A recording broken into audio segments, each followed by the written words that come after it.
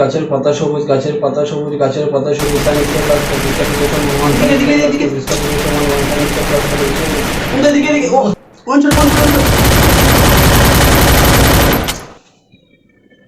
কি রে বন্ধু, আসতে গেল না? দেখতেছিস না বলতেছি, ডিস্টার্ব করতেছিস কেন?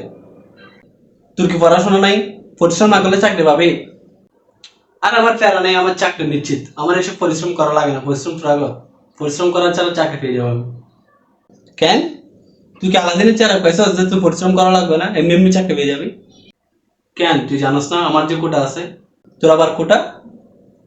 তোর আবার কিসের কোটা? তুই প্রতিবন্ধী নাকি? মুক্তিযোদ্ধা কোটা? মুক্তিযোদ্ধা কোটা? আমি জানি তোর বাবা যুদ্ধ করে নাই, তোর দাদাও আমার জানা মতো যুদ্ধ করে নাই, তাহলে তো মুক্তিযুদ্ধ কোটা কেমনে পাইলি? শুন, আমার দাদা একটু চালাক টাইপের ছিল। যুদ্ধের পর যখন মুক্তিযোদ্ধাদের একটা একটা কার্ড দিচ্ছিল, তখন আমার দাদা এখান থেকে একটা নিয়ে নিছে। যুদ্ধ না করলেও কিন্তু কার্ড পাই গেছে। আর এই জন্য আমার দাদা প্রতি বছর মুক্তিযোদ্ধা ভাতা পাই, আর আমি তো কোটার মাধ্যমে চলে যাচ্ছি। তো এতটুকু পর্যন্ত আসছি কেমনি? এই কোটার মাধ্যমেই তো। ও আচ্ছা, বুয়া কোটা। আরে বুয়া হোক যেটাই হোক, কোটা তো কোটাই।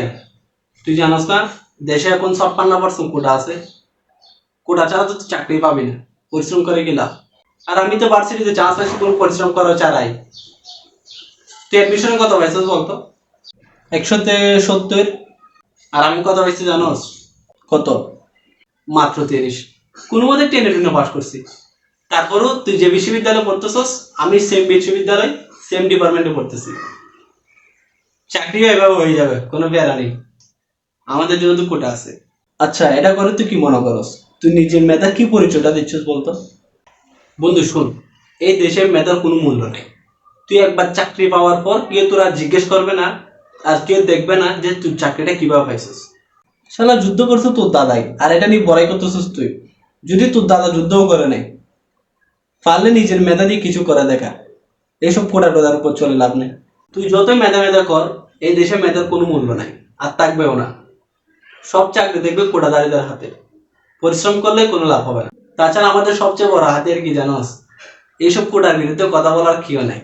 কেন, তুই কি চোখ মাথার উপর রেখে হাঁটস নাকি? তুই দেখতেছিস না ছাত্র সমাজ এখন রাস্তা নেমেছে? 1966 সালের মতো অবস্থা এখন আবার হবে দেখিস। ছাত্ররা তাদের অধিকার আদায় করে নিবেই, দেখিস তুই।